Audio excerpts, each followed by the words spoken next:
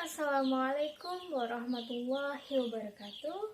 Perkenalkan, nama saya Amanda Putri dari kelas 1 Manajemen Zakat Wakaf, Fakultas Ekonomi dan Bisnis Islam IAIN Purwokerto. Baik teman-teman, di sini saya akan menjelaskan sedikit tentang dalil kehujahan hadis Nabi, fungsi hadis terhadap Al-Quran, dan kaum ingkar sunnah. Baik teman-teman, yang akan kita bahas pertama yaitu dalil kehujahan hadis Nabi. Teman-teman tahu nggak sih apa itu kehujahan hadis Nabi? Kehujahan hadis Nabi adalah keberadaan hadis sebagai dasar ajaran atau dasar hukum dalam Islam. Berikut beberapa dasar atau alasan mengapa hadis dapat dijadikan sebagai dasar ajaran atau dasar hukum dalam Islam. Allah Subhanahu wa Ta'ala berfirman dalam surat Al-Imran ayat 179 yang berbunyi, A'udzu billahi minasyaitonir rajim. Bismillahirrahmanirrahim. Ma kana Allahu liyadhara al-mu'minina 'ala ma antum 'alaihi hatta yamizal khabitha minat thayyib. Wa ma kana Allahu liyudli'akum 'ala al-ghaibi walakinna Allaha yajtabi min rusulihi man yasha'u fa aminu billahi wa rusulihi.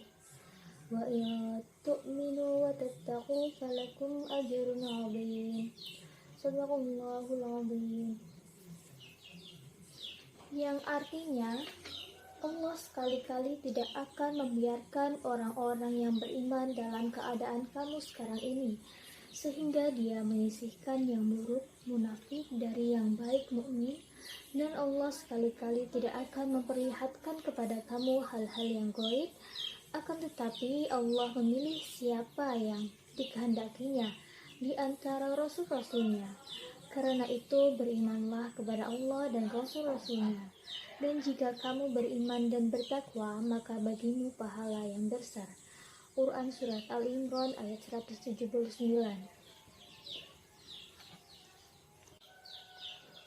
Allah Subhanahu wa Ta'ala berfirman dalam surah An-Nisa ayat 136 yang berbunyi,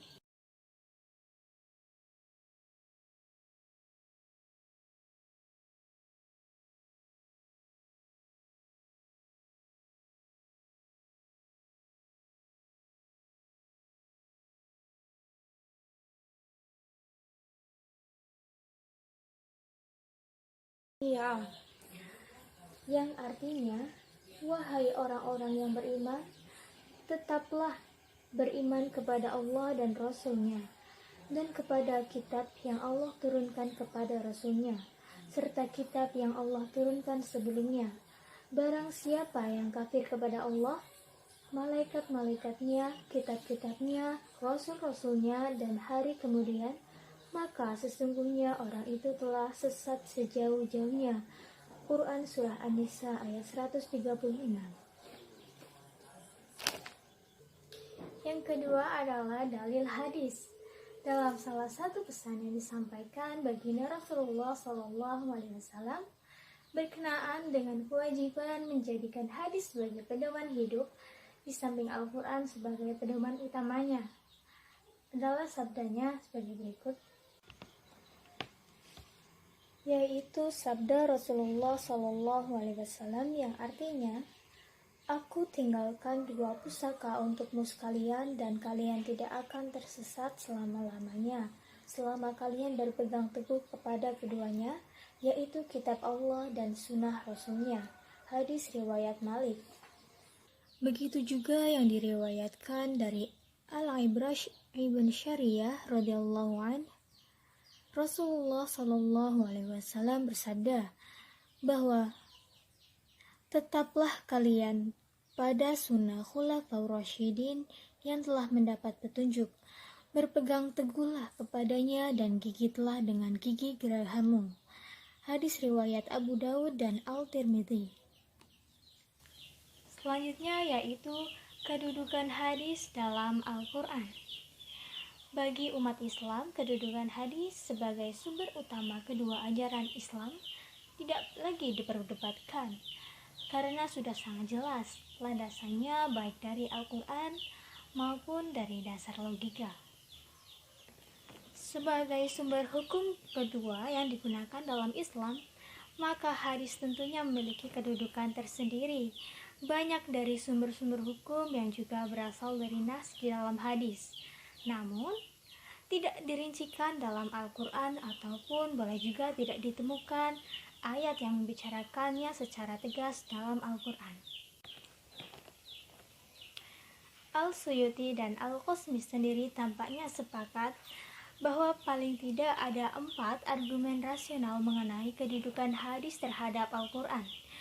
Yang pertama, yaitu Al-Quran harus lebih diutamakan terlebih dahulu daripada hadis. Hal ini karena Al-Quran sendiri yang bersifat qat'i dan hadis bersifat dhanni. Yang kedua, hadis merupakan penjabaran dari Al-Quran, sehingga dapat dijelaskan bahwa penjabar kedudukannya pasti lebih rendah dibandingkan pada nas yang dijabarkan.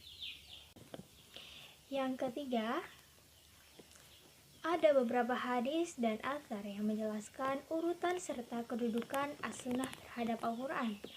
Salah satu contoh yang dapat diambil adalah dari percakapan Rasulullah SAW dengan Mu'az bin Jabal yang akan diutus ke negeri Yaman sebagai qadhi. Rasulullah bertanya, "Dengan apa kau putuskan suatu perkara?" Mu'az menjawab, "Dengan kitab Allah. Jika tidak ditemukan dalam Al-Quran, barulah dengan hadis, dan setelah itu dengan ijtihad." Yang keempat adalah Al-Quran sebagai wahyu dari Sang Pencipta, sedangkan hadis berasal dari hambanya. Dapat diterima secara logika jika pencipta pastinya memiliki kedudukan yang lebih tinggi dibandingkan hamba yang menjadi utusan dari Sang Pencipta itu sendiri. Sehingga kedudukan Al-Quran yang merupakan kalam ilahi diletakkan sebagai sumber hukum Islam yang pertama dalam Islam, sedangkan hadis ditempatkan pada bagian kedua setelah Al-Quran. Selain dari pernyataan di atas, kedudukan hadis terhadap Al-Quran juga dapat dipahami dengan tekstual yang berasal dari Al-Quran itu sendiri. Sebagaimana contoh dalam Quran Surah An-Nisa ayat 59 yang berbunyi, "A'udzu billahi minasyaitonir rajim. Bismillahirrahmanirrahim. Ya ayyuhalladzina amanu athi'ullaha wa athi'ur rasula wa ulil amri minkum. Wa in tanaza'tum fi syai'in farudduhu ilallahi wa rasuli in kuntum tu'minuna billahi wal yawmil akhir. Dzalika khairu wa ahsanu ta'wila." Shadaqallahul azim. Yang artinya, "Hai orang-orang yang beriman, taatilah Allah dan taatilah Rasul-Nya dan ulil amri di antara kamu. Kemudian jika kamu berlainan pendapat tentang sesuatu, maka kembalikanlah ia kepada Allah Al-Quran dan Rasul Sunnah-Nya, jika kamu benar-benar beriman kepada Allah dan hari kemudian. Dan demikian itu lebih utama bagimu dan lebih baik akibatnya." Selain itu, kedudukan hadis terhadap Al-Quran juga dijelaskan dalam surah An-Nisa ayat 80 yang berbunyi, "A'udzu billahi minasyaitonir rajim. Bismillahirrahmanirrahim. May yuti'ir rasula faqad ata'allaha wa man tawalla fama arsalnaka 'alaihim hafidha." Yang artinya, barang siapa yang menaati Rasul itu sesungguhnya ia telah menaati Allah, dan barang siapa yang berpaling dari ketaatan itu, maka kami tidak mengutusmu untuk menjadi pemelihara bagi mereka. Selanjutnya adalah fungsi hadis terhadap Al-Quran. Secara umum, dapat dikatakan bahwa fungsi hadis dipandang dari kedudukannya terhadap Al-Quran. Maka hadis memiliki fungsi menjelaskan makna dan ayat-ayat yang terdapat dalam Al-Quran, yang maknanya sangat dalam dan universal. Para ulama sepakat bahwasanya paling tidak ada 4 fungsi hadis terhadap Al-Quran, mulai sebagai penguat, pemberi penjelasan, penetapan hukum yang belum ditemukan dalam Al-Quran, secara terang atau zahir, maupun berfungsi sebagai penghapus rukun yang ada di dalam Al-Quran. Yang pertama adalah bayan takrir. Bayan fungsi hadis sebagai penguat terhadap ayat-ayat yang terdapat dalam Al-Quran. Dapat diartikan pula bahwa hadis menjelaskan apa yang telah dijelaskan dalam Al-Quran. Misalkan menjelaskan mengenai zakat, haji, dan salat. Sebagai contoh dapat kita lihat pada Quran surah Al-Baqarah ayat 110 yang berbunyi A'udzu billahi minasyaitonir rajim. Bismillahirrahmanirrahim. Wa aqimus salata wa atuz zakah. Wa ma tuqaddimu li anfusikum min khairin tajiduhu 'indallah. Innallaha bima ta'maluna basir. Yang artinya, dan dirikanlah salat dan tunaikanlah zakat, dan kebaikan apa saja yang kamu usahakan bagi dirimu, tentu kamu akan mendapat pahalanya di sisi Allah. Sesungguhnya Allah Maha melihat apa-apa yang kamu kerjakan. Ayat di atas kemudian dipertegas oleh hadis Rasulullah SAW yang artinya, Islam itu adalah engkau beribadah kepada Allah Subhanahu wa Ta'ala, tidak menyekutukannya dengan sesuatu apapun, mendirikan sholat, menunaikan zakat yang difardukan, berpuasa di bulan Ramadan, dan mengerjakan haji di Baitullah. Yang kedua adalah bayan tafsir. Menurut Abdul Latta pada tahun 1993, hadis mempunyai fungsi sebagai pentafsiran maupun pentafsilan. Terdapat ayat Al-Quran mengutarakan bahwa surah itu menjelaskan atau memerinci kemujmalan Al-Quran, karena Al-Quran bersifat mujmal atau global, maka agar ia dapat berlaku sepanjang masa dan dalam keadaan bagaimanapun diperlukan penafsiran. Untuk itu juga diperlukan as-sunnah. Perlu untuk diketahui bahwa fungsi sebagai perinci ini merupakan fungsi yang banyak pada umumnya. Kemudian fungsi hadis dalam menafsirkan ayat-ayat Al-Quran dibagi lagi dalam 3 garis besar. Yang pertama adalah tafsir al-mujmal. Hadis memberikan penjelasan terhadap ayat-ayat yang bersifat global, baik itu dalam hal ibadah maupun hukum. Dalam hal ibadah dapat kita ambil contoh bahwa dalam Al-Quran hanya disebutkan ayat mengenai perintah untuk mendirikan sholat, namun kemudian mengenai tata cara, waktu, jumlah rakaat kita dapat mengetahuinya melalui hadis. Misalnya pada hadis Nabi berikut ini, yang artinya, sholatlah sebagaimana engkau melihat aku sholat. Hadis riwayat Bukhari. Yang kedua adalah takhsis alam. Hadis yang mengkhususkan pada ayat-ayat yang bersifat umum. Sebagian ulama menyebutnya lagi sebagai bayan takhsis. Salah satu contoh hadis yang mengkhususkan pada ayat-ayat yang bersifat umum adalah penjelasan mengenai Quran Surah An-Nisa ayat 11 yang berbunyi, ayat tadi bersifat umum, kemudian dikhususkan oleh Nabi dengan menyatakan bahwa seorang anak yang telah membunuh orang tuanya tidak berhak atas warisan tersebut, seperti yang dikatakan dalam hadis di bawah ini, yang artinya pembunuh tidak dapat mewarisi harta pusaka. Hadis riwayat At-Tirmidzi. Yang ketiga adalah taqyid al-mutlaq, yaitu hadis membatasi kemutlakan ayat-ayat Al-Quran. Artinya, keterangan yang ada di dalam Al-Quran secara mutlak kemudian dijelaskan oleh hadis dan diberikan batasan-batasan mengenai kemutlakannya. Contoh nyatanya adalah masalah hukum pemotongan tangan yang diberlakukan untuk pencuri. Di dalam Al-Quran tidak dijelaskan mengenai batasan potongan tangan tersebut. Apakah dipotong pada pergelangan tangan, pada lengan tangan, bahkan sampai pundak. Hal ini dijelaskan dalam hadis bahwa potongan tangan tersebut dilakukan sampai lengan saja. Yang ketiga adalah bayan naski. Maksud dari bayan naski adalah as-sunnah berfungsi menjelaskan mana ayat yang dimanasak, mana ayat yang dimansukh, yang secara lahiriah bertentangan. Bayan nasak ini sering juga disebut sebagai bayan tabdil, yaitu mengganti suatu hukum yang menghapuskannya.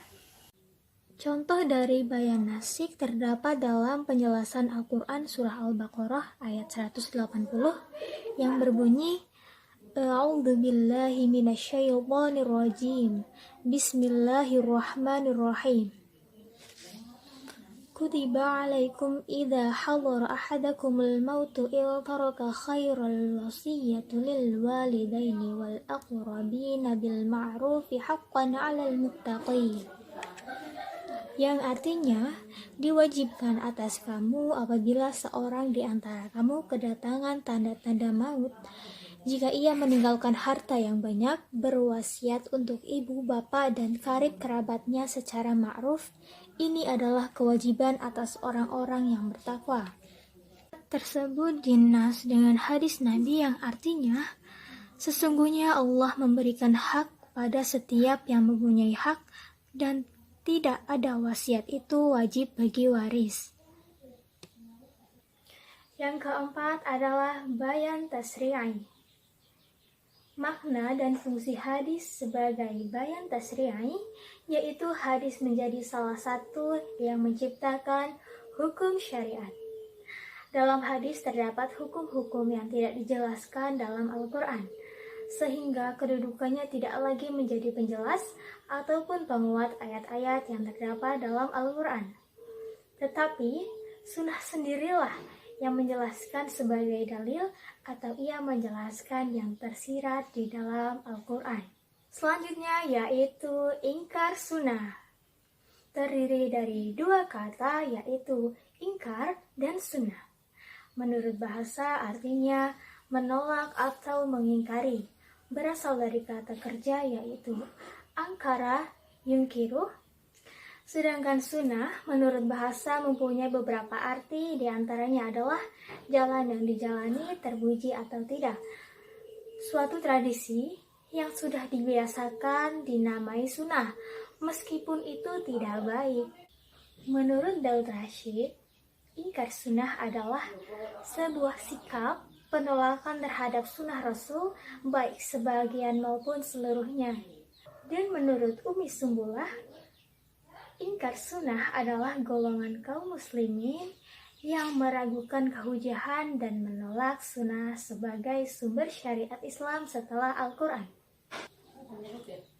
Kata ingkar sunnah dimaksudkan untuk menunjukkan gerakan atau paham yang timbul dalam masyarakat Islam yang menolak hadis atau sunnah sebagai sumber kedua hukum Islam. Dan menurut Emaid, ingkar sunnah tidak semata-mata penolakan total terhadap sunnah. Penolakan terhadap sebagian sunnah pun termasuk ingkar sunnah. Menurut Imam Syafi'i, sunnah Nabi dibagi menjadi 3 macam. Yang pertama, sunnah Rasul yang menjelaskan seperti apa yang dinaskan oleh Al-Quran.